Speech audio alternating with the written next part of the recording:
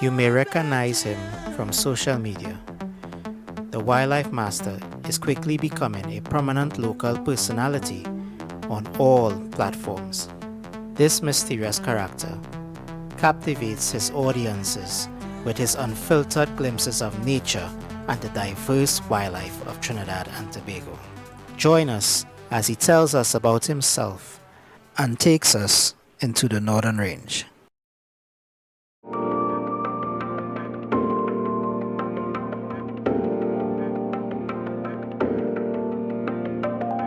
Trinidad and Tobago boasts a rich and diverse array of biodiversity.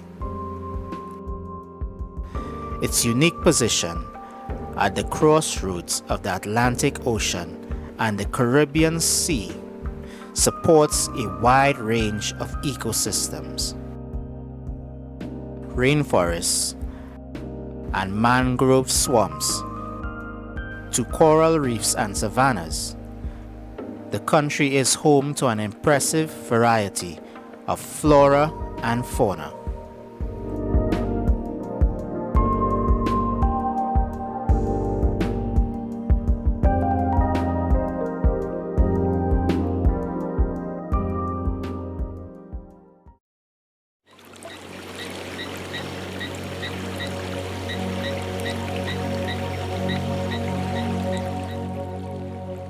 Well, the Wildlife Master is me, a young fella interested in the biodiversity, the fauna and flora that is found in the neotropics in particular, more so Trinidad and Tobago and the smaller islands around, right? So it's me, somebody who is trying to master the wilds. And that's one of the reasons why I call myself the Wildlife Master. Most of my life, growing up, it was around the bush. Now, I'm originally from the city area, but after a certain age, we moved to Grande, Cowlessa Coal Mine. Yes.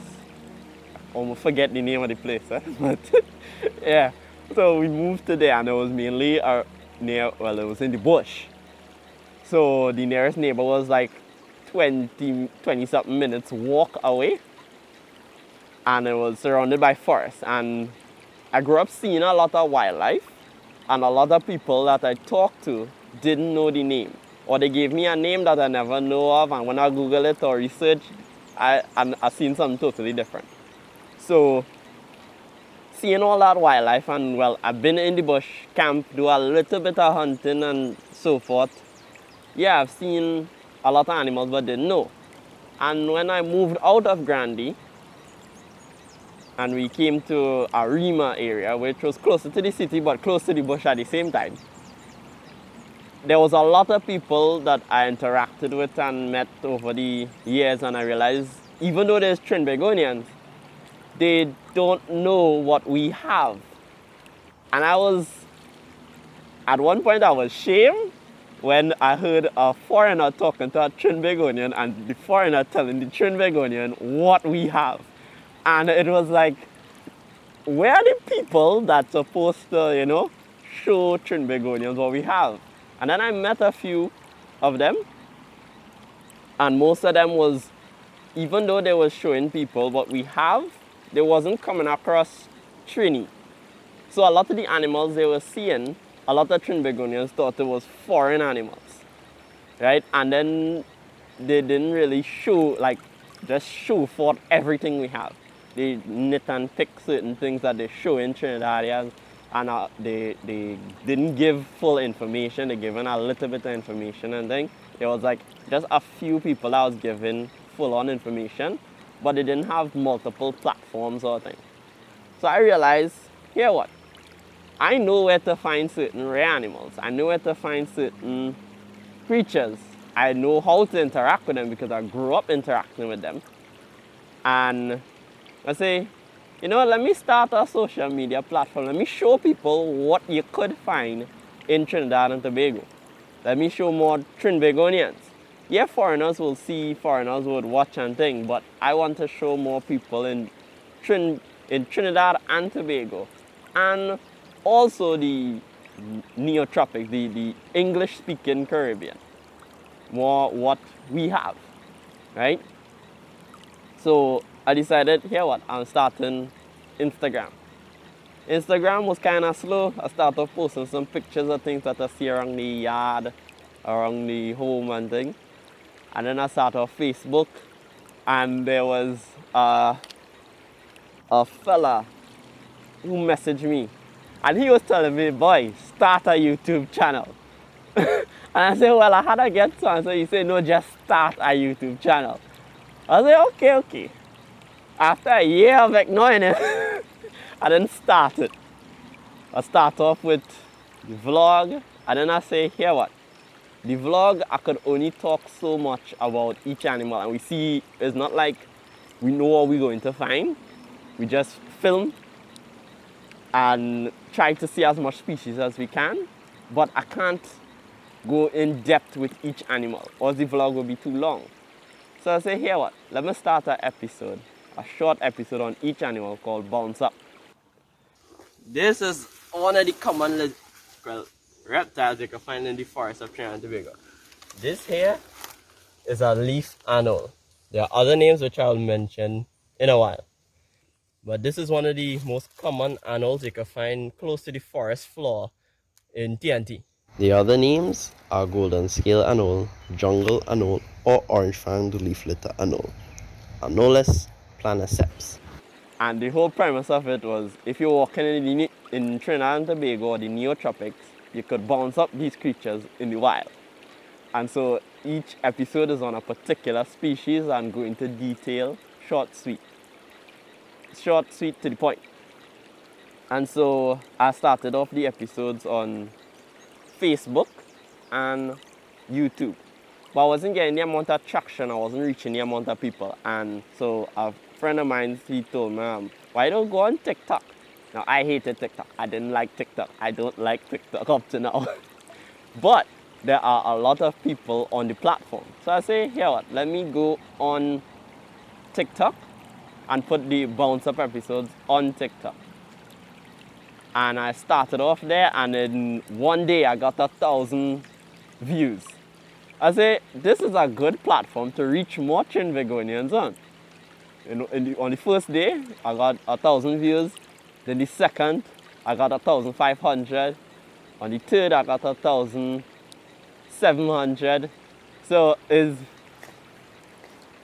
I started to put more and more of the bounce up episodes on TikTok. And from there, now, currently, it's at 14,000 followers on TikTok. And that's the platform with the most followers I have.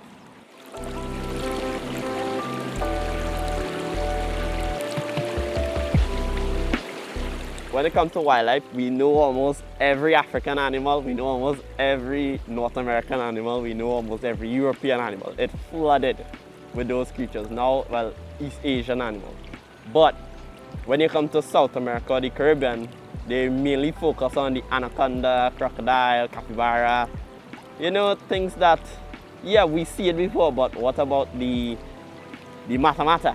What about the different species of turtles, the tapir, or tapir, some people just call it, or the different species of snakes found in Trinidad, like the false water coral that's in Trinidad, or about the golden tree frog. They don't showcase much of it, and in Trinidad and Tobago, we cannot depend on foreigners to come here to show us what we have. It's best we show ourselves, teach ourselves, and to show the world what we have. So I decided to browse through the local section of the library looking for books on wildlife, and I found certain books on wildlife like Trinidad and Tobago snakes. It's a neat little book. I saw a field guide to the amphibians and reptiles of Trinidad and Tobago, read certain books, and then talk to certain people, but one show piqued my interest above all. And I believe around 2008, 2009 is when the show was more popular. When it was on the air, on TV and things. It was a show called Bush Diaries or Bush Diaries. Most people don't know about it, but when I was young, it was interesting. The host of the show, he was all over the place. He did a whole episode on snakes, but it's only a handful of snakes they show. Then he did an episode on Trinidad wildlife farms, where people who farm quenk and deers and agoutis, where it had all of those things. And then he had an episode with the Carney swamp, and then one with the Manzanilla swamp, the Nariva swamp. And it was interesting to see an actual show showcasing a few of the species that you don't even see on the pamphlets to introduce foreigners to Trinidad. Because the thing about Trinidad, when they talk about wildlife, they normally show Scalotypus, Coquerico, Ocelot,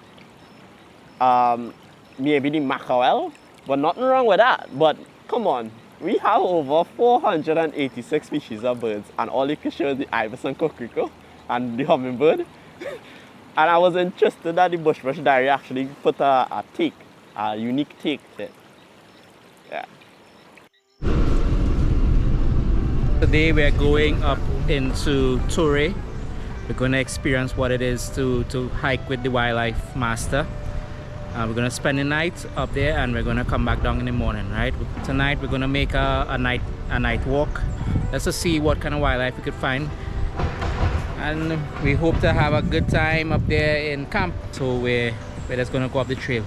So as you can see here, there are a lot of cars, because Torre is a very popular site for people, a lot of hikers.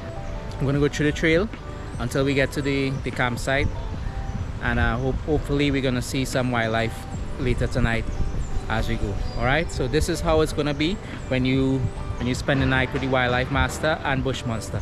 We're going to have some fun tonight. All right, take care.